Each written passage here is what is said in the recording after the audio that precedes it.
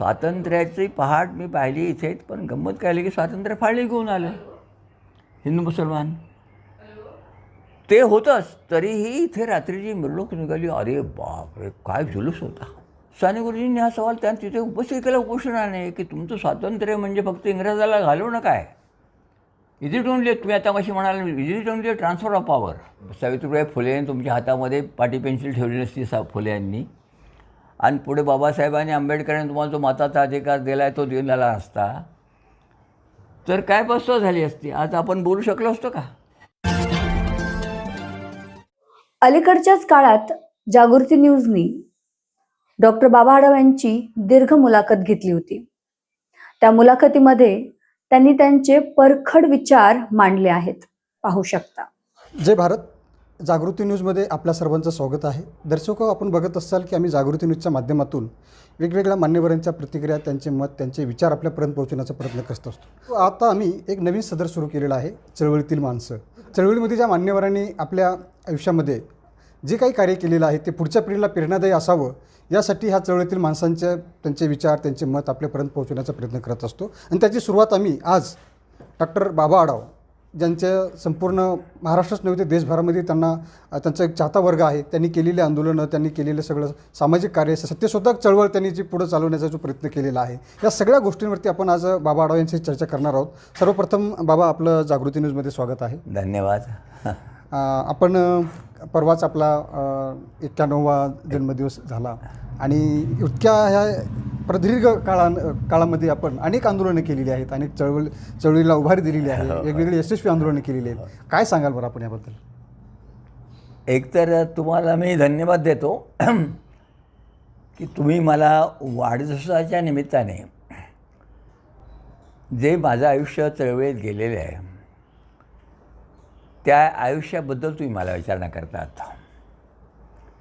आता त्यातला जो मोठेपणा आहे तो मोठेपणा नावावर जमा झालेला आहे. मला एवढंच वाटतं की तुम्हाला याबद्दल मी शाबासकी यासाठी देतो की आज लक्षात घ्या की आपल्या देशापुढे करोनाचं संकट आहे. की करोनाची लढाई विज्ञानाशिवाय, विज्ञानातल्या संशोधनाशिवाय, वैद्यकीय संशोधनाशिवाय, त्याच्याविरुद्ध लस मिळवल्याशिवाय, त्या एकदा झाल्याशिवाय असाध्य होणार नाही आहे. म्हणजे करोनाने जगावर संकट आणलं आहे, पण त्या जगावरल्या संकटाची मात करण्यासाठी आज तुम्हाला ही साधनं तुमच्या हातात आली आणि संबंध विज्ञान आज दुनियेचा विचार सगळा करत आहे. माझ्या दृष्टीने ही एक अतिशय चांगली गोष्ट आहे. मी स्वतः वैद्यकीय विद्यार्थी, म्हणजे प्रॅक्टिस केलेला मी डॉक्टर आहे. माझी पत्नीसुद्धा ह्याच्यातली आहे. तुम्हाला मुद्दाम आपली चर्चा जरा मनमोकळपणे चालली म्हणून मी तुम्हाला सांगतो. बिलकुल. माझ्या पत्नीने मला सांगितलं की हे 3 गोष्टी सांगतायत, एक चौथी गोष्टच त्यांना सांगा ना. कोणती? तर घरातली अंथरुणं, पांघरुणं, उशाचे आबरे, मुलांना पांघऱ्या दिलेली असतं, ही धुवून टाका रोजच्या रोज. घटाच्या वेळेस तुम्ही सगळं घर धुता, तुमच्या ईदच्या वेळेला सगळं मुसलमान मंडळी सगळं घर साफ करतात. या करोनाच्या काळात ड्रॉपलेट इन्फेक्शन आहे, म्हणजे जर नाकातून आणि तोंडातल्या लाळेतून हे होतं असेल आणि डोळ्यातल्या ह्याच्यातून होतं असेल, तर ती रात्री अंथरुणात सांडते, मुलांच्या ह्याच्यासाठी सांडते किती ती लाळ. पण आता काय झालं की आता ही साधी सूचना सांगायसाठी दिल्लीला ते कळवा, त्या ICMR त्या कळवा, मग त्यांनी ते स्वीकार करा, त्यांनी आणा. इतका अवघड प्रवास होतो. विज्ञानाचाच मार्ग आहे हा, वैज्ञानिक मार्ग आहे की हे नाही तर आता मुलांच्यामध्ये यायला लागले तरी विचार करत नाहीत की मुलांच्यामध्ये कुठून आलेलं आहे. शाळेत नंतर आलेली आहे. सांगायचा मुद्दा, आपली मुलाखत वेगळ्या ह्याच्यावर चालली आहे, पण म्हणून मुद्दाम तुम्हाला सांगतो आहे, तुम्हाला आज संदेश हा येतो आहे की तुम्हाला झपाट्याने भारताला विज्ञानाकडे गेलं पाहिजे. आज इथे संशोधन झालं पाहिजे. आज मला असं दिसतं, मी चळवळी केला. तुम्ही आता सांगितलं की ही चळवळ केली, ती चळवळ केली, ती चळवळ केली, त्या चळवळीचं यशापयशाबद्दल मी तुम्हाला सांगू शकेन. अगदी आमच्या हमाल आहेत, आमच्या कागदपत्रा महिला आहेत, आमचे रिक्षाचालक आहेत, अगदी आमच्या नंदीबैलवाले यांच्या सगळ्या असल्या लोकांच्या, आमची बालविकास सगळी मंडळी आहेत, कुठे दगडखाना काम करणारी मंडळी आहेत. ठीक आहे, जाऊ देत. तो मजुरांचा मोठा थोरला भाग आहे तो. देवरसी आहेत काय सगळे असते. तो त्याच्याबद्दल फेडल्याबद्दल तुम्हाला वाटतं की बाबा आढावसारखा माणूस तिथपर्यंत गेला बरोबर वगैरे. बाबा, ठीक आहे, तुम्ही ठीक आहे. आपल्याला हे संपूर्ण आता 91 वर्ष झालेली आहेत 91. आणि याच्यामध्ये आपली सुरुवात जी आहे होय. आपण व्यवसायाने डॉक्टर आहात, परंतु आपण चळवळीकडे कशी वाढलात मग? नाही, मुळात कशी आहे की आता हा प्रश्न तुम्ही मला विचारताय मुळात कसा वळू म्हणजे काय. एकतर राष्ट्रसेवा दलात मी वाढलो आहे. माझं शिक्षण शिवाजी मराठा हायस्कूलच्या पुण्यातल्या ह्याच्यात झालेलं आहे. मी मॅट्रिक झालो 47 साली आणि नंतर मी पुणे विद्यापीठाची पदवी घेतली BSc. नंतर मला आयुर्वेदाचा डिप्लोमा मी घेतलेला आहे आणि प्रॅक्टिस वगैरे सगळी केलेली आहे. पण मी हे करत असताना माझे जे पेशंट होते त्याच्याकडे मी आजाराकडे नुसतं पाहत नव्हतो. त्याच्या नाडीवर मी हात ठेवत होतो. तो माझ्या चेहऱ्याकडे पाहत असे आणि मी पाहत असे की या माणसाचा आजार तर त्याला माझ्याकडे पाहत असून तो त्याला तुम्हाला लगेच सांगायचा तुम्ही हात लावला ना आता मला विश्वास आला बाबा मी नक्की बरं होईल. असं आता हे म्हणायचं म्हणजे ही बोवाबाजी होईल थोडी. तसं नाही आहे. मी पाहत होतो की ही बोवाबाजी होतं उपयोगी नाही. त्या माणसाचा विश्वासही वाढला पाहिजे. माझ्या औषधाबरोबर त्याचा विश्वास वाढला नाही तर काही उपयोग होणार नाही. असं ते थोडंसं जरा आहे. ते जरा जास्त लांबवत नाही थोडंसं थोडक्यात मी सांगायचं. मग इकडे कशी वळला ते? तर सांगतो तुम्हाला त्या डॉक्टर असल्यामुळे मला तर खाली जावंच लागलं. आणि जिथे मी राहत होतो नानापेठेत तिथं कोण होते आणि माझ्या कुटुंबामध्ये थोडीशी नाही म्हटलं तरी सत्यशोध चळवळीची वाटचाल आहे. माझ्या आजोबा ब्राह्मणेतर चळवळीचे नेते होते. ते महानगरपालिकेत महात्मा फुल्यांचा पुतळा उभा करावा टिळकांच्या ऐवजी त्याच्या ठरावाचे जे सूचक आहेत अनुमोदक आहेत त्याचे. हा एक मुद्दा. त्यांचं नाव विठ्ठल सखाराम झेंडे. तो जो ठराव मांडला केशवराव जेधे त्याच्यात अनुमोदक म्हणून माझ्या आजोबांची सही आहे. हे सांगण्याचं कारण घरात ते होतं. म्हणजे चळवळ घरामध्ये चळवळ. हां, त्याशिवाय वारकरी संप्रदाय आमच्याकडे होता. निवडुंग ठेवायचं जवळ आमच्या शेजारीच ज्ञानेश्वरन तुकाराम आणि त्याच्या दोघांच्या पालख्या आमच्या जवळ येणाऱ्या. त्या वारकरी संप्रदायाचं सुद्धा आमच्याकडे यायचं.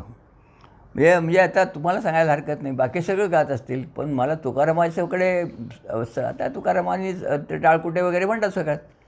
पण तुकाराम महाराजांचा जेव्हा अभंग हा मी वाचला की लिहिली अक्षरे नव्हती केवळ बुद्धीची उत्तरे नाही केली आटी काही मानदंबासाठी कोणी भाग्यवंत तया काळा कळेल उचित तुका म्हणे झरा आहे मुळीचा शिकारा. आता हा अभंग मी तुम्हाला का सांगितला. माझ्या अंतःकरणात जे काय मुळात आहे तिथं मी विचार करत होतो की माझा सगळा प्रयत्न माझा चालला आहे. हा सगळा प्रयत्न स्वतःच्या बढाईकरता चालला आहे नाही. सेवादाच्या चळवळीमुळे महात्मा फुल्यांच्या संस्कारामुळे गांधींच्या चळवळीमुळे एक तर असं की त्या मी ज्या काळात उभा आहे त्या काळात स्वातंत्र्य आलेले 47 साली. 1947ला 10वीला होतात मॅट्रिक झालं. साधारणतः त्यावेळेला तुमचं वय साधारणतः 17 वर्ष. 17 वर्ष. आणि ते तुम्हाला 17 वर्षाच्या वयामध्ये तुम्ही स्वातंत्र्याची चळवळ सुद्धा पाहिली. त्याबद्दल काय सांगाल तुम्ही? आता काय बोलायचं. अहो 42 साली मी 12 वर्षाचा होतो पण तीही जी क्रांतिकारक मंडळी आम्हाला बुलेटिन वाचण्याचा आमचा वापर करत असतात. त्याच्यापेक्षा गंमत अशी की स्वातंत्र्य महात्मा गांधी पुण्यात होते आणि गांधींच्या प्रार्थनेला सेवादलाचा सैनिक म्हणून हजर राहणं. गांधी कसे हिंडतात गांधी कसे बोलत आहेत गांधी वैष्णवजनाचं हे कसं चालतं आहे. आता दिनशाच्या बंगला महितांच्या बंगल्यात तर आम्ही त्या स्वयंसेवक म्हणून काम केलं तेव्हा तो भाग होताच. म्हणजे शाळेत शिकत असताना फक्त शाळेत मी नव्हतो शिवालाच असल्यामुळे साने करून चौपात 45 तुम्हाला अक्षर भेटेल. स्वातंत्र्याला फक्त इंग्रजाला घालवणं नाही तो स्वातंत्र्य म्हणजे माणसाला त्याचे मूलभूत अधिकार देऊन त्याला स्वतःच्या पायावर उभं करणं. ही प्रेरणा आम्हाला साने गुरुजींच्या उपासातून मिळाली. 1945 साली साने गुरुजींनी पंढरपूरचं देवालय दलितांना खुलं करावं म्हणून पंढरपूरला उपोषण सुरू केलं. त्यावेळेला मी 15 वर्षाचा होतो पण आम्ही सेवादाच्या वतीने सगळ्या गल्लोगल्ली हिंडत होतो. हे ते म्हणून फार नॅरेशन मी करत नाही. मी काय तुम्ही विचारता हा प्रश्न मला लोक अनेक वेळा विचारतात. आता कसं आहे की परिस्थितीतले उदाहरणं मी देईन पण मुळात हे आहे ना मुळात माझ्या स्वाभाविक गांधीजी जेव्हा पुण्यामध्ये होते तेव्हा आपली गांधीजींच्या सोबत भेट वगैरे कधी झाली? भेट नव्हता. गांधी हा लांबून पाहिजे. गांधींच्या जवळ जाणं सर म्हणजे गांधी आमच्याकडे हसा बघायचे कधीतरी असं माणूस आहे म्हातारा असं कधी हसलं पण असं हात करायचे हात केले एखाद्या वेळेस केले तरी असं रोजचं ते नव्हतं. पण आम्ही होतो ना तिथे. तो समाज जवळ जमायचा सगळ्यांची सगळं व्हायचं. गांधींचं येणं त्यांच्या त्या सगळ्या त्यांचे परिवार तिथे त्यांना भेटायला आलेले जवाहरलाल नेहरूंना आम्ही पाहिले. तिथे भेटायला आलेले वल्लभभाई पटेलांना आम्ही पाहिले. गफार खान गांधीही तिथे आलेले पाहिले. असे सगळ्यांना पाहिले. पुण्यामध्ये जो करार झाला होता पुणे तो फार जुनी गोष्टी अगोदरची गोष्ट आहे ती काही ती त्यावेळची नव्हती. त्यावेळची ती त्यांची फार बाबासाहेब आंबेडकरांनी त्यांचं जे उपोषणाचं झालं तर तो अगोदरचा काळ. बरं बाबा, आपण ह्याच काळामध्ये भारतीय संविधानाची निर्मिती होत होती याच काळामध्ये आणि 1950ला भारतीय संविधान याच काळामध्ये भारतीय संविधान सुद्धा लागू झालं होतं. म्हणजे तुम्ही 47ला म्हणजे 17 वर्षाचे होता. 48 साली संविधान झालं आणि 50 साली त्याची अंमलबजावणी सुरू झाली. तर याबद्दल तुम्ही काय सांगाल? तर तुम्ही म्हणजे तुम्हाला सगळं कळत आम्ही सांगतो काय तुम्हाला. स्वातंत्र्याची पहाट मी पाहिली इथे. पण गंमत काय आली की स्वातंत्र्य फाळणी घेऊन आलं हिंदू मुसलमान. ते होतंच तरीही इथे रात्रीची मिरवणूक निघाली. अरे बापरे काय जुलूस होता. 48ला की 50ला? 47 साली 15 ऑगस्ट या 14 ऑगस्टला रात्री जी कलेक्टर कचेरीवर तिरंगा लागणार आणि युनियनच्या खाली जाणार हे पाहायला आमची मिरवणूक बाबा. आणि नंतर फाळणी जायचं काय म्हणतात त्याच्या दंगली सुरू झाल्या आणि गांधी 48 साली गांधीचा खून झाला. म्हणजे अशा घटना इतक्या भराभरा घडल्यात बघा. अशा भराभरा स्वातंत्र्य जे आहे ना याला आपण काही लोक याला ट्रान्सफर ऑफ पॉवर म्हणतात. म्हणजे सत्ता हस्तांतरण असं म्हटलं जातं. होय. मी काय म्हणतो आहे विषय कोणताही असू द्यात या देशातलं लोकांचं राज्य आलं. आता आपल्या मुलाखतीच्या वेळेची मर्यादा म्हणून तुम्हाला सांगेन.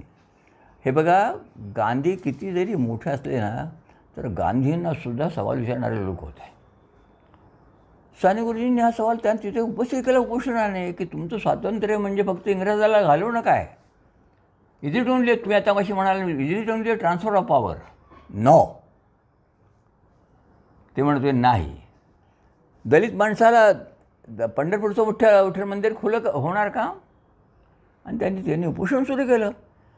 गांधींनी त्या उपोषणाला पाठिंबा द्यावा म्हणून इतका प्रयत्न सगळ्या जोरात चाललेला होता. पुढे तुम्हाला माहिती आहे ना बाबासाहेब आंबेडकरांनी लिहिलं आहे. विठ्ठलरामजी शिंदेंनी लिहिलं आहे. गुरुवार मंदिराच्या तिथे त्यांनी जेव्हा सत्याग्रह सुरू केला त्यामुळे त्यांनी म्हटलं आहे गांधी तुम्ही मला सांगितलं गांधींनी त्यांनी सांगितलं का की देशामध्ये जर सत्याग्रह करायची वेळ आली तर पहिला सत्याग्रह मी अस्पृश्यतेच्या विरुद्ध करीन. आज तुम्ही अस्पृश्यतेच्या विरुद्ध काही करत नाही या सत्याग्रह आणि मी केला तर मला पाठिंबा द्यायसाठी इतका धडपड करावी लागते. साने गुरुजींच्या वेळेला तेच झालं. तर असं ते सगळं आहे. साधं म्हणजे केवळ असं ते नाही आहे. तर अशी झटापट जोरात चाललेली होती की स्वातंत्र्याचा अर्थ काय? दलित माणसाला सन्मानाने भारत मातेचं लेकरू म्हणून जे सर्वांना मिळतं ते नागरी हक्क मिळतील की नाही? आता तुम्ही एकदम माझी बोलता म्हणून मी कुठपर्यंत आलो आहे? मी लोकांना काय सांगतो बघा. मी सांगतो की तुम्ही शिवाजी महाराजापाशी फक्त अडवू नका बसू नको. अरे बाबा शिवाजी महाराजांनी तुम्हाला तलवार दिली कबूल आहे, ढाल दिली कबूल आहे. पण जर तुम्हाला सावित्रीबाई फुलेंनी तुमच्या हातामध्ये पाटी पेन्सिल ठेवली नसती फुले यांनी आणि पुढे बाबासाहेबांनी आंबेडकरांनी तुम्हाला जो मताचा अधिकार दिला आहे तो दिलेला नसता तर काय पस्ताव झाली असती? आज आपण बोलू शकलो असतो का? तेव्हा ही तुम्हाला मी कशासाठी सांगितलं की तुम्ही परषोत्तर माझ्याशी करताय आणि मला घाई आहे तुम्हाला सांगायची. सॉरी मला आज तुम्हाला आणि मला विचार हा करायचा आहे की स्वातंत्र्याचा अर्थ आता तो लागायचा तो लागला सगळं झालं आहे. लोकांना मताचा अधिकार मिळाला आहे. लोक निवडणुकीमध्ये भाग घेत आहेत बाबासाहेबांनी. पण गंमत अशी आहे काय राहिले त्याच्याकडे लक्ष द्यायला पाहिजे. पण एक असं बघितलं जातं की गांधीचे विचार आणि बाबासाहेबांचे विचार हे फार वेगवेगळे विचार होते असं लोक म्हणत आहेत. नाही काय असतं विचारधारा वेगळं सरळच होतं. एक माणूस शोषितांच्या बाजूने बाहेर आलेला होता आणि दुसरा माणूस शोषितांच्याबद्दल सहानुभूती बाहेर आला होता. हे 10 वेळा बोलणं झालं की बाबासाहेब आंबेडकर आई होते, महात्मा गांधी दाई होते. मग दाईच्याबद्दल लोक म्हणतात की 50 दाईंनी वाचवलं म्हणून. म्हणजे असं ते आपण काय करतो आहे, आता याच्या पुढे जायला पाहिजे. मी तुम्हाला विनंती करणार आहे, त्यात तुम्ही नका आता हे करू. मग काय होतं आपलं सुरू, मग गांधी मोठे की बाबासाहेब आंबेडकर मोठे, असं ते सुरू होतं. आपण असं विचार करूया, त्या दोघांनी जी काम केलं त्याच्यामध्ये एक गोष्ट स्पष्ट आहे, भारताची प्रतिमा बदलणं आणि भारतातल्या सामान्यातल्या सामान्य माणसाला सन्मानाने अंतस्फूर्तीने जगता यायला पाहिजे. संधी त्याला समान संधी, समान न्याय, ही संकल्पना रुजवण्यासाठी गांधी थोडेसे राजकीय वागत होते, पण बाबासाहेब स्पष्टपणे सांगत होते की याच्याबद्दल बोला. मला ते इंग्रज गेलं तर मला काय मिळणार आहे. पुढे झालं ना, दादासाहेब गायकवाडांना जेव्हा एकदा लोकांनी विचारलं की ते चीनचं आक्रमण म्हणतो आहे, तो म्हणाला येऊ द्या ना, आमचं नेणार आहे काय, आमचं काय नेणार आहे, तुमचं नेणार आहे ना, तुम्ही राहू बे, आता आम्हाला का सांगताय. हे सगळ्या अशा गोष्टी घडले. बरं, खूप आंदोलन केली आपण. ठीक आहे. परंतु एखादा असा प्रसंग आंदोलन करताना जे की तुम्ही अजूनही ते विसरू शकणार नाही, त्याबद्दल काही सांगता येईल का तुम्हाला? आता हे बघा, असं झालं, आता मी स्वतः ज्या चळवळीत आता त्या दलित बाजूला त्याच्याबद्दल मी आहे, कारण मी महात्मा फुलेंना मानणारा सत्यशोधक आहे. तर माझ्या आयुष्यात तसे खूप असे प्रसंग आले गमतीदार. त्यातला एक तुम्हाला साधा प्रसंग सांगतो की ज्यावेळेला विकास योजना सुरू झाल्या, स्वातंत्र्य आलं, 50 सालांत घटनेचं राज्य सुरू झालं, निवडणुका सुरू झाल्या आणि पंडित नेहरूंचं नेतृत्व आणि सरकार योजना, पंचवार्षिक योजना, ही योजना ती योजना, पंचवार्षिक योजना, धरणं बांधायची आहेत, वीज निर्मिती करायची आहे, रस्ते बांधायचे आहेत, मग तरुणांना रोजगार द्यायचा आहे वगैरे वगैरे वगैरे, असं सगळं चाललेलं होतं आणि मिटवायचं सगळं. परिवर्तन शब्द काय होता, आगे बढो, चलो. आता प्रश्न असा आला, एक असा प्रसंग आला की महाराष्ट्राचा आपण विचार घेऊया, आपल्या पुणे जिल्ह्याचा विचार करूया. धरणं बांधली, इंग्रजांनी भाडेकरचं धरण बांधलं, पण त्यानंतर कोयनेचं धरण पहिल्यांदा बांधायला घातलं. सगळी धरणं इकडे कोकणीचं सगळं झालं. आणि काय झालं, आदिवासी क्षेत्र त्या भागात खूप जंगलामध्ये, आणि नेमक्यात नद्यांना बांध घातले तर कुठे घालायचे, तर जंगल क्षेत्र संपलं की बांध घालायचं. म्हणजे जमिनी ज्या जायच्या त्या सगळ्या बुडायच्या कोणत्या, आदिवासींच्या आणि गरिबांच्या सगळ्या कुटुंबियांच्या सगळ्या जमिनी सगळ्या जायच्या. आम्ही सांगत होतो तुम्ही त्यांना बुडवलं आहेत, त्यांचं पुनर्वसन, त्यांच्या अंगावर 4-2 रुपये फेकून जमिनीची किंमत देऊन कसं काय चालेल, ते वर्षानुवर्षे ते जगलेले आहेत. यातून विकसनशील पुनर्वसनाचा प्रश्न आम्ही पुढं आणला.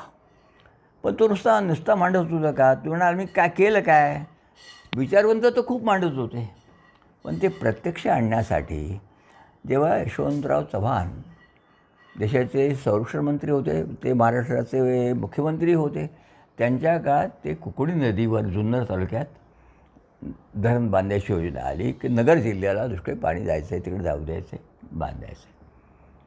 आता ते समारंभ सगळ्या जोरात, शंकरराव चव्हाण त्यावेळेला वसंतराव नाईक मुख्यमंत्री होते, पण ते परदेशात गेले होते म्हणून तात्पुरते त्यांच्याकडे ते मुख्यमंत्री होते. ते सगळे जोडीने येऊन आता जागेची पूजा करायची आणि ते आता पूजन करायचं सगळं ठरलं. आता मी सत्यशोधक, एक तर पूजा बिजा या गोष्टीला माझा विरोध. आमच्या धरण प्रकल्प परिषदेने त्यांना कळवलं की आमचं पुनर्वसन झाल्याशिवाय आम्ही हा प्रकल्प होऊ देणार नाही. आणि आमचं पुनर्वसन म्हणजे काय, जमिनीचे पैसे नाहीत, आम्हाला जगायचं आहे. आणि आम्ही त्यानुसार सांगितलं की हे जे धरण सार्वजनिक पैशाच्या हिशोबाने येणार नाही, आमच्या जमिनी बुडवून होणार आहे, तर नवी संपत्ती या देशात निर्माण होणार आहे, त्या संपत्तीमध्ये आम्हाला हे मिळालं पाहिजे, हिस्सा मिळाला पाहिजे.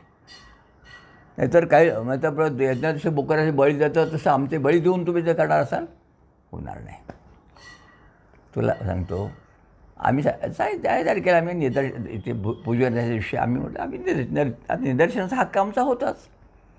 त्या भागात बुडणाऱ्या गावाच्या लोकांच्या सगळ्यांना आम्ही रात्री मिठी वेगळा घेऊन सगळं आम्ही त्या दिवशी ठरवलं की यशवंतराव चव्हाण देऊळ येत असताना आपण एखादं राहायचं सांगायचं, आमचा पुनर्वसन झालंच पाहिजे विकसनशील. आता ते घटवाचा दिवस होते. आता खरोखर आता लोकांना जायचं कुठं, धरण बुडायला जागा बनवणार. तुला सांगतो की ज्या दिवशी तो समारंभ, त्या दिवशी सकाळी 6-6:30 वाजताच त्या जागेवर त्या खोऱ्यातले सगळी बायका माणसं मुलं सगळी गोळा झालेली, सगळी आमचं यशवंतराव चव्हाण, आमचं तुमचं धरण, आमचं मरण, तुमचं धरण, आमचं मरण, आम्हाला बुडवायचं आहे, तुमच्या बायकोचा संसार घडवायचा आहे, असं आपलं त्यांच्या त्या ग्रामीण पद्धतीने. आणि प्रत्यक्षात काय झालं, यशवंतरावांची जेव्हा गाडी आली आणि आम्ही उभे होतो, त्यांना आम्हाला काळी निशाणी घेऊन आम्ही उभं तुमचं होतो. वय काय होतं बाबा तेव्हा? माझं वय साहेब 30 वर्ष. हां, बरं. पुढं काय झालं? हां. आणि मग काय झालं, मी जनरल सेक्रेटरी होतो ना परिषदेचा. तर आम्ही डॉक्टर फुले वगैरे सगळी मंडळी होतो, आम्ही सगळं होतो. बाया भरपूर होत्या, भरपूर बाया सगळ्या. आणि मी म्हटलं काय नाही, मी म्हटलं बघा आपण काय दगड मारायचा नाही, बिडी वाकडी शिवी काय करायची नाही, पण एवढंच आहे मी जे करीन ते करायचं. आणि तेवढं म्हटलं ते मी ऐनवर तुम्ही बघायचं मी काय करतो ते करायचं. कारण मला कसं ते सांगायचं नव्हतं की गाडी अडवायची आहे म्हणून. अच्छा. आम्ही ते तिथं आणि आम्हाला पोलिसांनी उभं केलं होतं सगळं, खूप बंदोबस्त असा ते संरक्षण मंदिर. आम्हाला पोलीस आमच्या पुढे, आम्ही सांगायचो अहो आम्हाला निरीक्षण करायचं आहे, काळे दिसेल आमच्या हातात आहेत, तुम्ही असं आम्हाला झाकल्यानंतर त्यांना आम्ही काय दिसणार आहोत. मग त्यांनी ते काढले, त्यांचे ते काढले. त्यांची गाडी आली आणि मी आडवा पडलो. आता मग कसं वाटलं बघा तू, आता याची नका बोलू, कसं का पडलं आडवा. म्हणून त्याने मी वाले की त्यांच्या त्या ड्रायव्हरने कर गाडी दाबी, तो माझ्या खांद्याला असा मी पडे अशी लागेल ती आली. आणि आता मी सांगितलं होतं मी जे करीन ते करीन. तर मग बाया सगळ्या आडव्या पडल्या. अच्छा. आणि त्यांना माहीत नव्हतं, त्यांना असं वाटेल. आता गडबड झाली सगळी कधी एकदम SRP आली की ते झोडायला सुरुवात केली. तर म्हणजे माझा इकडं त्यात अधू झाला द्या तो भाग सोडून द्या. यशवंतराव पुढे गेल्यानंतर बायकांनी इतकी धमाल केली की तो संबंध पूजेचा तो चोर हदे उचलून सगळ्या बाहेर फेकलावरती. त्याच्यावरच्या नवशक्ती दैनिकाने ते छापलेलं आहे सगळं.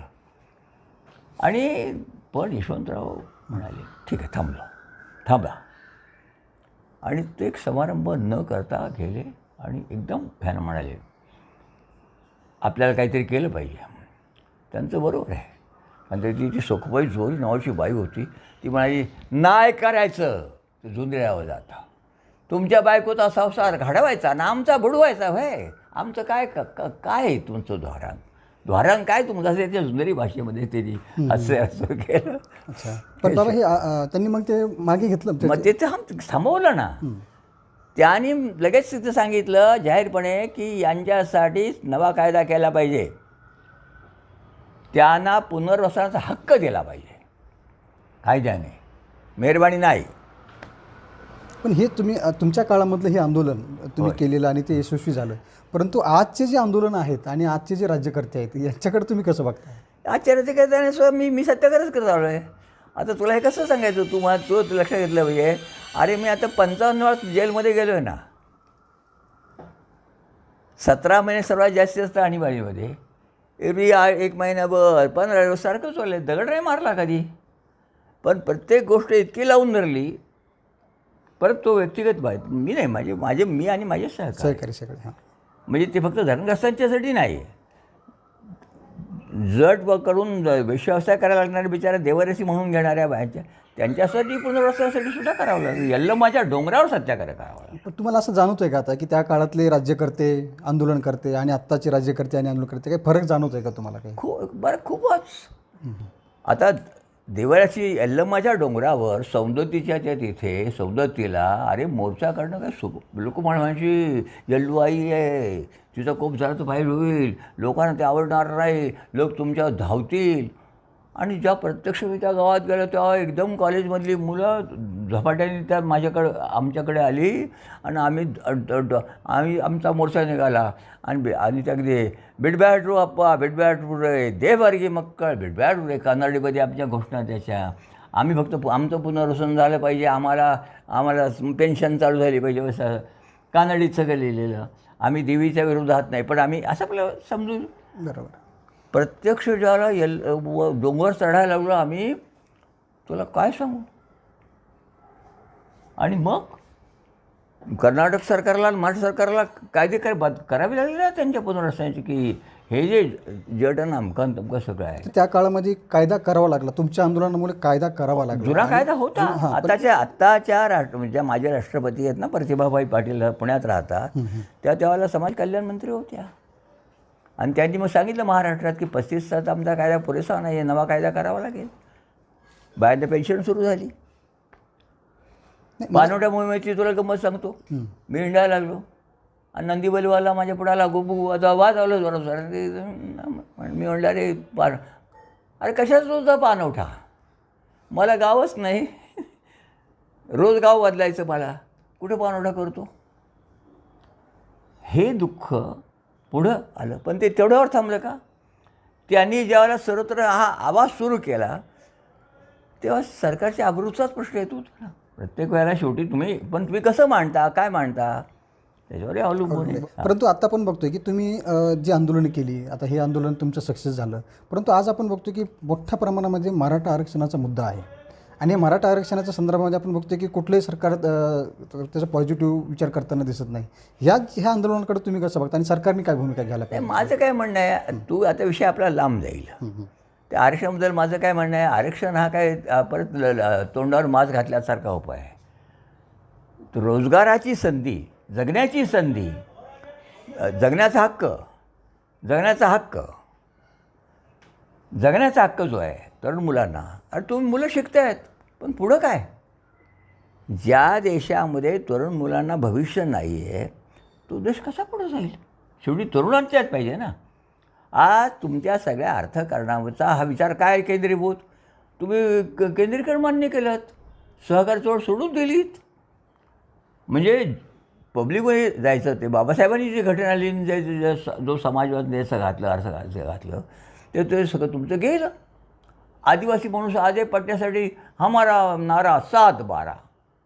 आणि दलितांचं पानवठ्यासाठी मला गौरव खूप झाला एक पानवठ्याचा, पण माझं म्हणणं ते करावं लागलं. पण करावं लागलं ना का? या देशातली जातीव्यवस्था, या देशातली अस्पृश्यता, या देशातला स्त्री पुरुष भेद, अरे ह्याच्याबद्दल हे नुसतं नावं झाली, पण संख्या किती? आणि ते समूह त्या काय करतात, त्यांच्या स्थिती काय? आमच्या चळवळीने तो तंबरपट पुढं आला. तंबरपट म्हणणं मी बरं नाही, पण तो पट पुढं आला. जसं आता करोनाच्यामुळे तुम्हाला देशातल्या मजुरांचे जे हाल सगळे दुनियेने पाहिले, लोंढेचे लोंढे. आणि आता आपली काय दिसली देशात प्रतिमा? गंगेत ढकलून दिलेली प्रेतं आणि स्मशानामध्ये लागलेल्या प्रेत जळण्याच्या रांगा, काय दुनियेने पाहिलं? म्हणजे आज छिटू जाईल, आपण किती घे वाढवा. पण प्रश्न असा आहे, आज हे जर किती बोल असले तरी हे प्रश्न आहेत, हे गेली 50-60-7 वर्ष आम्ही सांगतो. ही विषमता नुसती विषमता नाही आहेत, 100 रुपयाची आणि 200 रुपयाची नाही आहे. हिला मानसिक एक आधार इथल्या जाती व्यवस्था येतात. तिचा विचार काय करताय? स्त्री पुरुष भेद आजही मला, अरे मी आज तुला काय सांगू, हाडसवरच्या चौकामध्ये मी डॉक्टर म्हणून प्रॅक्टिस करत असताना मी माझी गाडी मोटरसायकल लावली आणि मी समोर पाहिलं की एक मनुष्य आपण मारतो आहे बाईला. मी म्हणतो हा काय रोज, आणि दररोज पाहायचो मी, रोज बाजाराच्या वेळेला याची बाई बिचारी पाठी आणि याचा तो हे करायचा. मला काय वाटलं कोणास ठाऊक, मी गेलो आणि मी धरले त्या साहेबांना. काय म्हटलं, काय गडबड आहे असं झालं, जोरात बोललो. बाकीचे लोक अहो त्याची बायको आहे, अहो त्याची बायको आहे. आणि मला कुठून अवसर आला कोणास ठाऊक. म्हटलं त्याची बायको असली तरी काय त्याचा अर्थ असा आहे का त्यांनी चौकात रोज तिला मारावे आणि आपण बघत बसावं? आणि सायकल मी त्याची उचलली, बाकीचे लोक धावले सगळे. तुला आश्चर्य वाटेल, सगळ्या त्या दिवसापासून एकदम माझ्याकडे पाहण्याचं हाडसच्या लोकांचा हे बदलला. म्हणजे बायकांनी मार खायचा आणि नवऱ्याने आणि का मग त्याला मी त्याला हाताधरून विचारलं, का मारतो रे, ती काय करते? आणि मग ते असं थरथरच मला म्हणला, ते करुण आहे, मी करतोय काय, मी काय हे करतो काय? पण तिने नाही डोका पाठवून का असं ते आपल्याला काहीतरी म्हणजे तिने ते पाठीचा व्यवसाय करू नये हे त्याचं म्हणणं आहे. हे उदाहरण छोटं आहे बाबा, परंतु त्याच्यातून प्रेरणा फार मोठी आहे. आणि तुम्ही विज्ञानवादी आहात. आता तुम्ही म्हणालात की हे विज्ञान सगळं पुढे गेलेले, परंतु आज आपण बघतोय की विज्ञानाचा वापर करून, जसं टी व्हीचं माध्यम आहे, टी व्हीचं माध्यम हे विज्ञान आहे, परंतु विज्ञानाचा वापर करून लोक टी व्हीवरच अंधश्रद्धा पसरवणाऱ्या सगळ्या सिरियल्स असतात किंवा ते हे असतात. त्याचं कारण आहे बाबासाहेबांनी जे सांगितलं. शेवटी कसं आहे, आपण ब्राह्मण म्हणतो, ब्राह्मण्य म्हणतो. मुद्दा कोणता आहे? तुमच्या या देशाला विषमतेची परंपरा आहे, राजेशाहीची परंपरा आहे. हा देश गुलाम का राहिला?